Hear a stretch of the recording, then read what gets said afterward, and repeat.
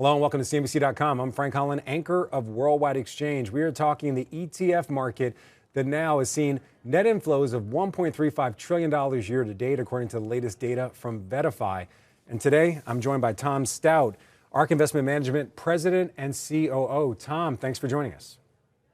Great to see you, Frank. All right. In the last couple of days, last couple of weeks, we've seen like a lot of dislocation in the market, specifically when it comes to tech, but obviously tech has a big weighting in the market. What do you make of what we've seen when it comes to ETFs in recent days and the fact that we are again hitting a record year? I think that tech is starting to separate into some of the categories. Certainly, AI has gotten a lot of headlines. It continues to get a lot of headlines, but the performance has been backing that up. When I look at a fund that Ark has in ARKQ, focusing on AI and robotics, I think it really demonstrates the premium that market participants have put on AI funds this year. We look at the NASDAQ outperforming the S&P. It's about 21% up this year compared to 16 for the S&P. But in an AI and robotics fund, it's up about 50% this year. And I think that even though the news keeps talking about, is this story played out? Is there weakness? Is this overblown? The market continues to reward the companies that are showing themselves to be leaders in the space. All right, I want to talk about the broader ETF market. Again, according to VettaFi data, top inflows this week, the DGRW, that's the Wisdom Tree Dividend Growth Fund, followed by the VTI, the Vanguard Total Stock Market Index Fund. And then the third was the IWD, the iShares Russell 1000 Value ETF. Notably, these are not tech-focused ETFs. These are not AI-focused ETFs. Moving actually in the different direction. Some people would see it as defensive, specifically when it comes to the dividend one. What do you make of this action this week? I think there is certainly a repositioning towards the end of the year where that question of whether we've gone on that run, whether the performance has been achieved. I think there was another story this week that speaks to that same thought process. We saw Goldman purchase Innovator this week, focused on the buffered product defined outcome space. That is a space that right now is about $80 billion in US ETFs. That's a space that even some of the tech strategies or the AI strategies that you're talking about are also getting into, even at Ark. I think some people don't appreciate that in the fourth quarter, we launched a buffered suite as well on ARKK because there are some investors who want to make sure that they continue to have market exposure, but they may want some of that downside protection if the next 12 months goes down. And I think that same flows you're talking about into some of the dividend spaces, some of the value space, they're not taking cash out. They're doing some reallocating, or this broad trend towards the defined outcome, buffered, downside protected, but still giving me exposure because it's that uncertainty when we're still in a Fed rate cut regime, when we're still seeing AI and tech have very strong numbers year to date, and the story could continue, but there is that doubt exactly how much more that can go. And I think really all of these parts are just pieces of the same story. So, Tom, I want to get to your pick. You actually mentioned it a short time ago, the ARQ ETF. When people invest in the ARQ, or ARKQ, excuse me, Yes. What are they investing in? What are they getting exposure to?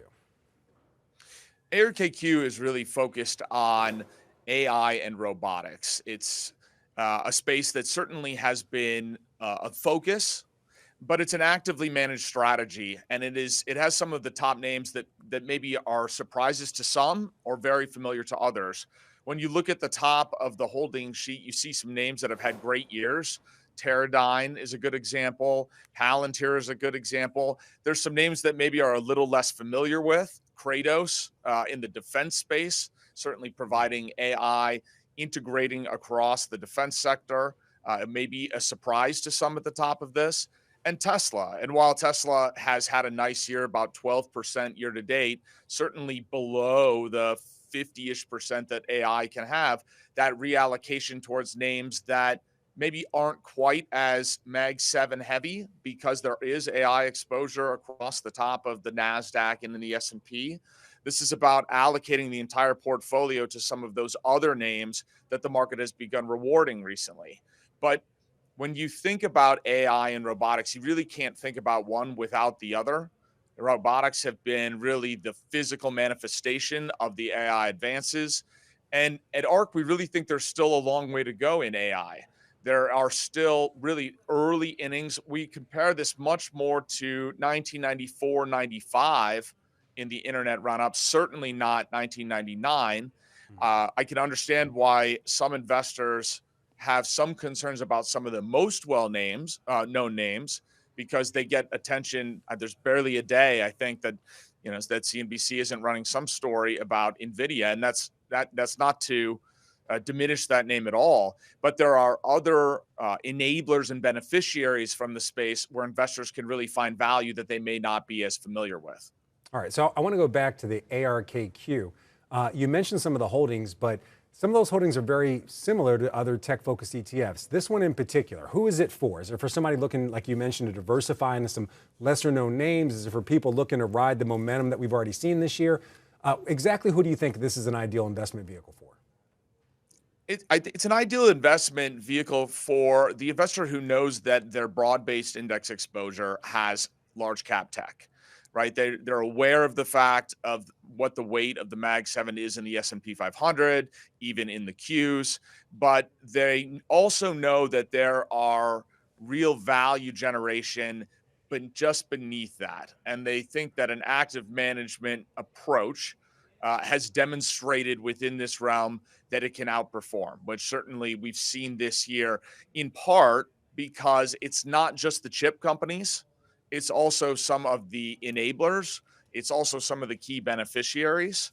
And so from a complementary standpoint, obviously as valuations rise, or as some of these names are recognized by the markets, it's going to be critical to reallocate into other parts of the market that are experiencing the uplift, and also to pull back in places where perhaps it's run a little bit too far, too fast.